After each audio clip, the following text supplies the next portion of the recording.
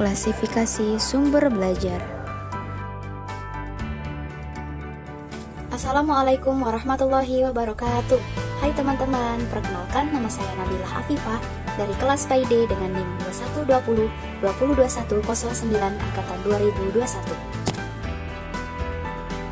Video ini dibuat untuk memenuhi tugas dari mata kuliah pengembangan media dan sumber belajar yang diampuh oleh Bapak Dr. Muhammad Isnaini SAG MPD. Baiklah, di video presentasi kali ini saya akan membahas dua materi, yaitu yang pertama pengertian dari sumber belajar dan yang kedua yaitu klasifikasi dari sumber belajar.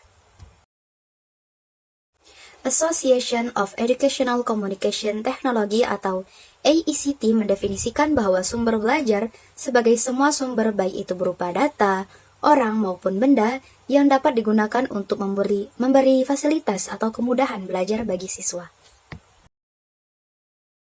Nah, jadi sumber belajar dalam kawasan teknologi pendidikan itu dapat diklasifikasikan dalam berbagai macam hal. Yang pertama yaitu saya bahas di sini adalah pesan.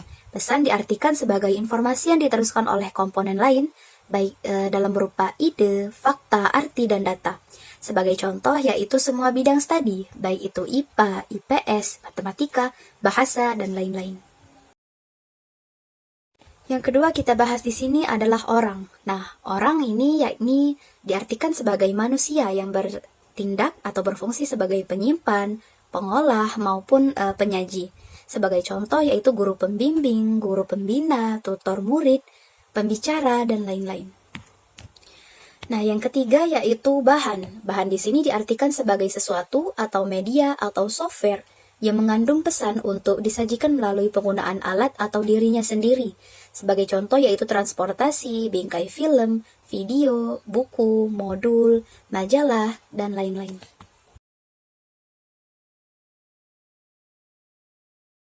Baiklah, kita lanjut ke pembahasan selanjutnya yaitu yang keempat. Yang keempat ini ada alat. Alat ini diartikan sebagai hardware atau perangkat keras yang digunakan untuk menyampaikan pesan yang tersimpan dalam bahan.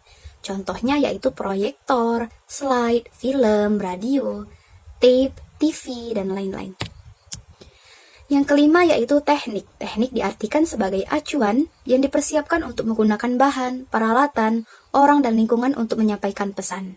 Contohnya yaitu pengajaran terprogram, belajar mandiri, discovery, ceramah, tanya jawab, dan lain-lain.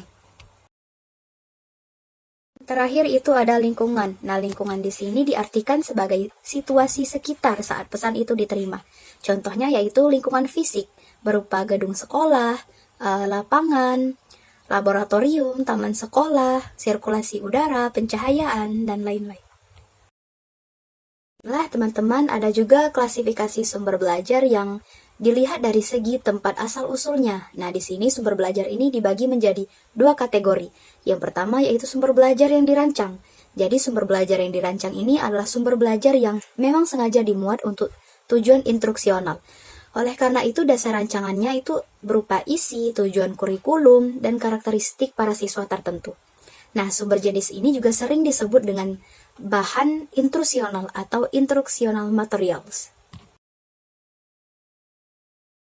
Adapun yang kedua yaitu sumber belajar yang tersedia.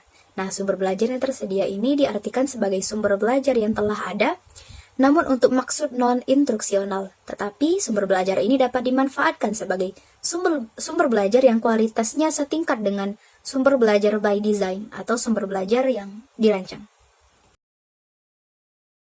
Baiklah teman-teman, mungkin itu saja video presentasi dari saya. Saya mohon maaf apabila ada kekurangan dan kesalahan di sana-sini.